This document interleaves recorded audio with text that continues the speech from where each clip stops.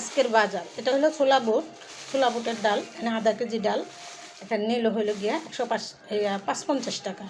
আর এখানে আমি আনছি 2.5 কেজি মিনিকেট চাল, যেটাকে বলে 1 নম্বর ভালো মিনিকেট, যেটা এটার ভাত খুবই ভালো হয়। তো এই বাজারটা করে নিয়ে আসলাম আর আপনাদের সাথে শেয়ার করলাম।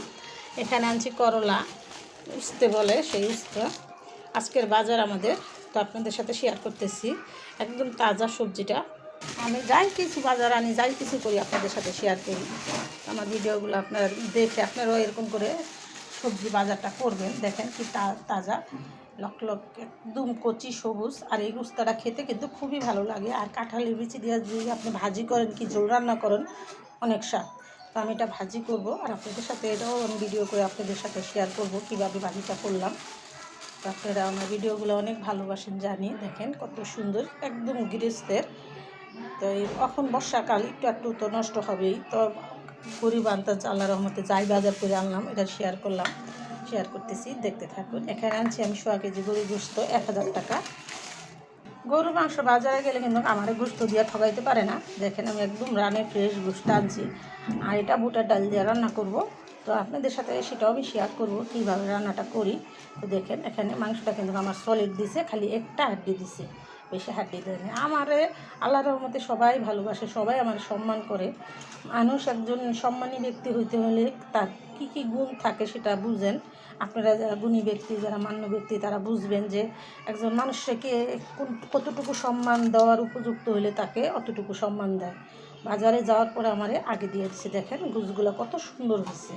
এরকম গুছ কিন্তু সবার ভাগ্যে জুটে না। আল্লাহর রহমতে আমি সব সময় আনলে ভালোটাই আনি। তো এটা আনলাম। আর একটা মুরগি নিয়ে আসছি, সেটাও আপনাদের সাথে শেয়ার করতেছি। এই যে এখানে আমাদের বাসায় আজকে একটু মেহমান আসবে, ননদের জামাই, বাগনি পোলারা।